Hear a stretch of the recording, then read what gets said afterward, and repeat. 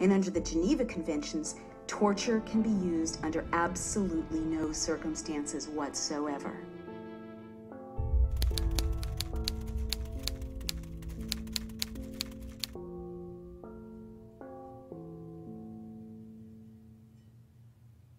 If you look at it pragmatically, does torture work? Does it do what you want to do, which is to save innocent life? And the answer is no, it doesn't. Waterboarding it is the same thing that Saddam Hussein did when he was head of Iraq. It basically didn't work, and it was illegal, and worse, it provided information that was completely wrong.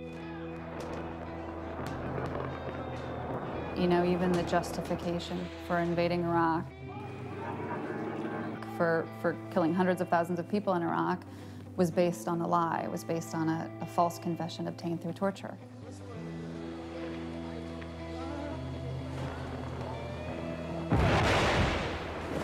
We use it as a justification to topple a regime, to invade a country, to kill hundreds of thousands of people. This is not the last war that America is going to fight. What we do today is creating a precedent for how American prisoners of war who are not yet born will be treated in the future.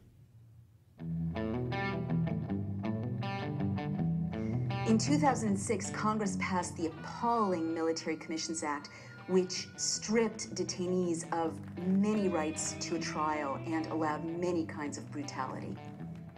It expands the definition of an enemy combatant and gives the president the power to detain them indefinitely. When Congress passed the Military Commissions Act, it was really a slap in the face of the founders, because they fought for any accused to have the right to a speedy and public trial by an impartial jury. This bill spells out specific, recognizable offenses that would be considered crimes in the handling of detainees. So what the Military Commissions Act does is, in a stroke, it strips the detainees of the right to challenge their own detention and treatment, or even see the evidence against them. If that person is going to be tried, they're not going to be tried in front of a regular court like we're familiar with, but in front of a special court called the Military Commission.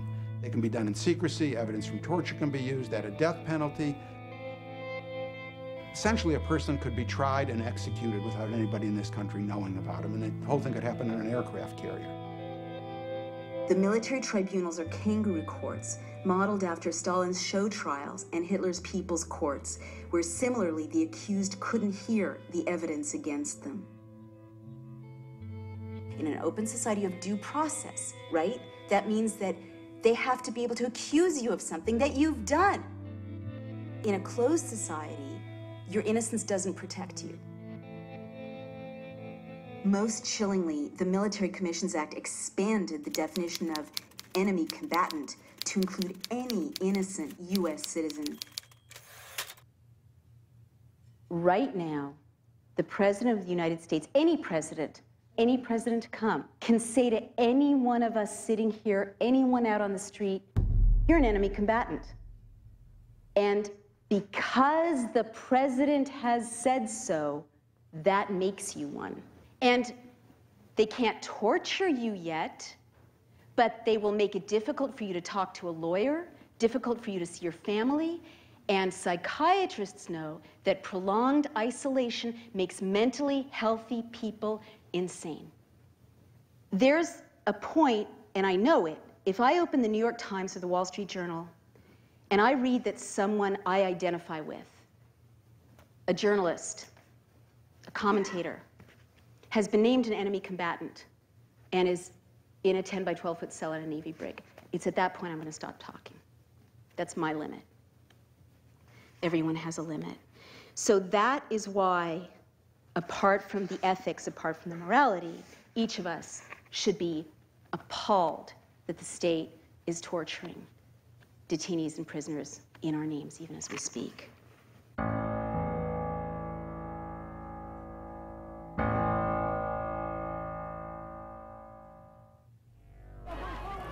We have difficult work to do in Iraq. We're doing important work there. We need protection for our diplomats.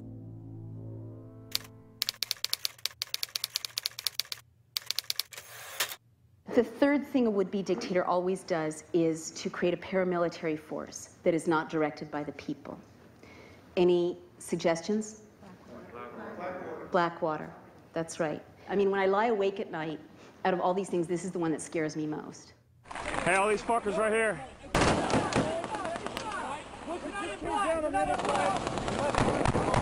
Blackwater is a paramilitary force headed by a guy, Erik Prince, with close ties to the White House. Erik Prince's family's wealth has contributed over $2.4 million to the Republican Party and its candidates. Blackwater alone has secured more than $500 million in federal security contracts since the year 2000. Two-thirds of those contracts are what is known as no bids. Who needs ammo? Most Americans don't know that Blackwater contractors are hand-picked torturers and murderers from countries that torture and murder their own civilians. Do you have any qualms about hiring people out of Chile to participate actively in this war?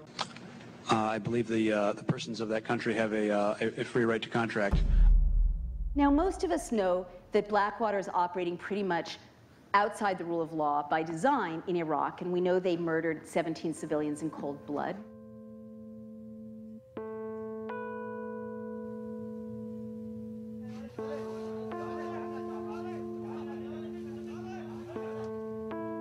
Having used security contractors in place of our soldiers and in a security capacity, we still haven't come down to the bottom line of how they will be held accountable. You do admit that Blackwater personnel have shot and killed innocent civilians, don't you? No, sir, I disagree with that. There could be ricochets, there are traffic accidents. Yes, this is war.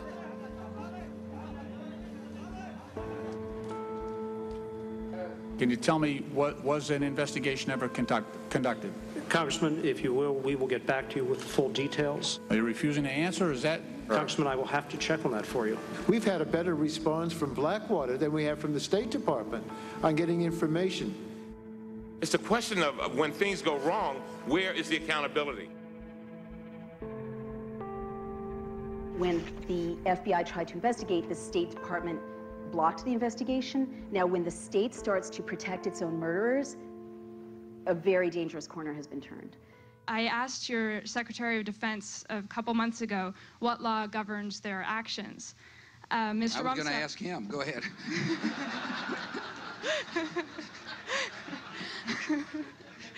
Help. Well, I was hoping. Blackwater is this horrific stealth threat to me because I have read history and I know what you can do even in a functioning democracy with a handful of paramilitary terrorizing people. For example, Mussolini, always the great innovator, started to bring Italy to its knees by using black shirts. He called them arditi. They were veterans returning from the war, and he would send them in a targeted way, go beat up that newspaper editor, go beat up this politician. And it's intimidating. Finally, there were scenes of when actual parliamentarians were getting threatened by these black shirts, they started to cave. And this prepared the way for Mussolini to triumph. And so, of course, Hitler knew something that worked when he saw it, so he deployed the brown shirts. So why is a paramilitary force so alarming? Why do we have the Fourth Amendment?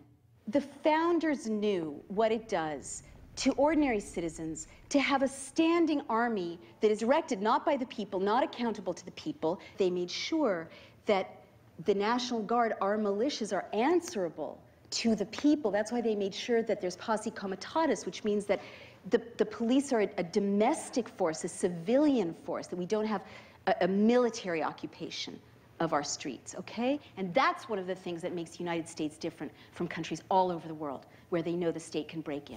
Blackwater Worldwide's high-risk warrant hostage rescue course is designed to teach proven tactics on the most common situations. Many of us don't know that Blackwater is already operating in the United States. In New Orleans, in the wake of Hurricane Katrina, Jeremy Scahill reports that there were contractors shooting at civilians in Katrina.